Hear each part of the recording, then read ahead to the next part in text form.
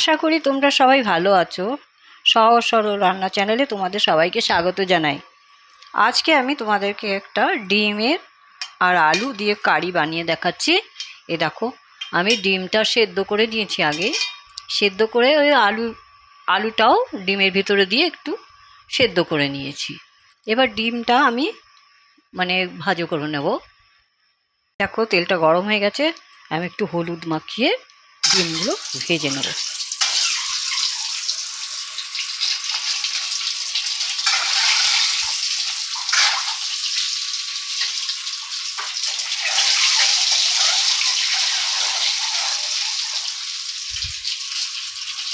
ডিমটা ভেজে তুলে নিলাম।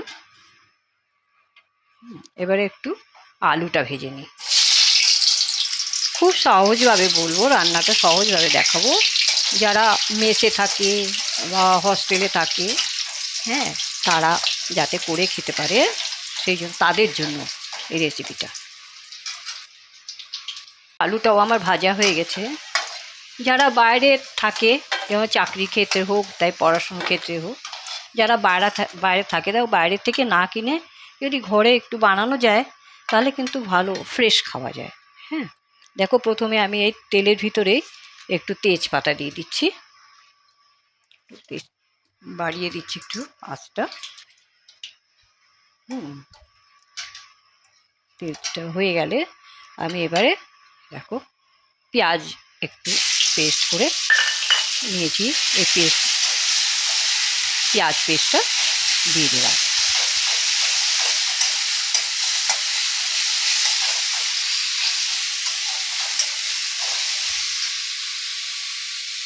আমার একটু ভাজা হয়ে গেছে।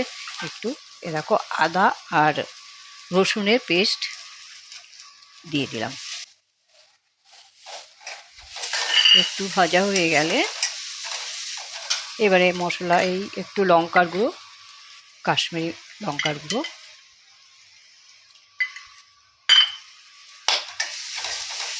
দিয়ে দিলাম।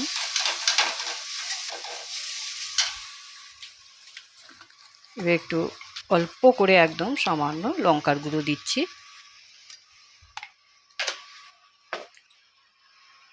একটু এই হলুদের গুঁড়ো দিয়ে দিলাম।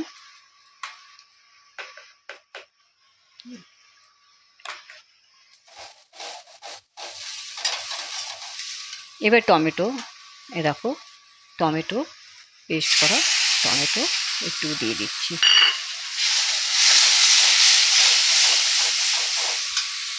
এবার আন্দাজ মতন একটু লবণ,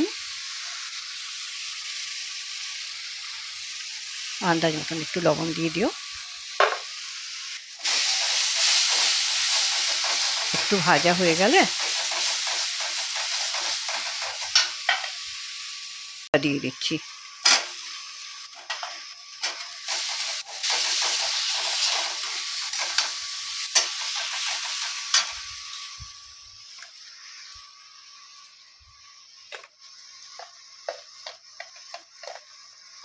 একটু জিরে পাউডার অল্প,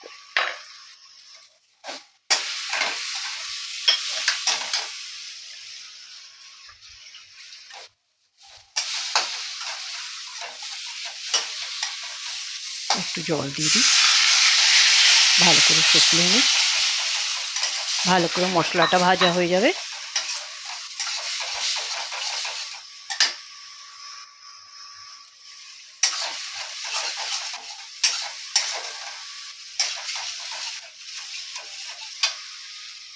এটা কষিয়ে এবার আমি এই দেখো, একটু 2 চামচ ফ্যাটানো দই দিয়ে দিলাম।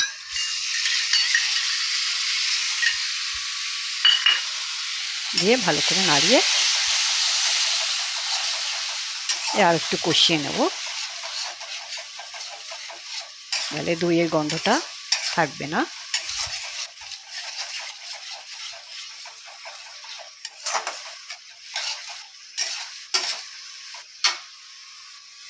এবার একটু চিকেন মশলা দিয়ে দেবো।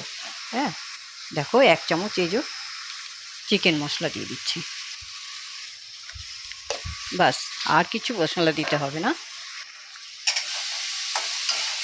এবার একটু ভালো করে কষিয়ে নিতে হবে। ভালো করে মশলাটা কষিয়ে নেওয়া হয়েছে। দেখো এবারে একটু জল দিয়ে দেবো, অল্প করে জল দিতে হবে, বেশি না,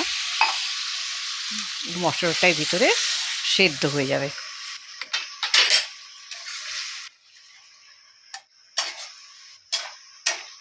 ব্যাস, একটু ঢাকা দিয়ে দিই, ঢাকা দিয়ে 2 মিনিট রাখছি। ডিমটা দিয়ে দিই।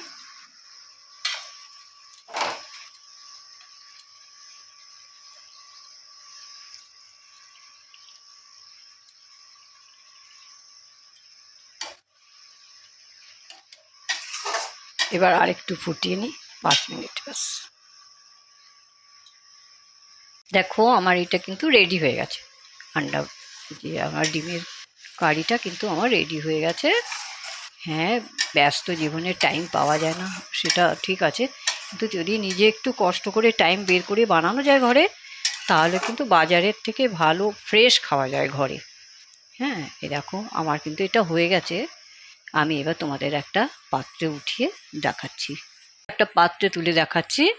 খুব টেস্ট হয় খেতে, এভাবে বানিয়ে তোমরা খাও, শেয়ার করো সবার সাথে। হ্যাঁ, লাইক করো আর কমেন্ট করে জানিও খেয়ে কেমন হলো। তোমরা সবাই ভালো থেকো, সুস্থ থেকো। হ্যাঁ, আবার একটা নতুন রেসিপি নিয়ে তোমাদের কাছে আবার আসবো। ধন্যবাদ।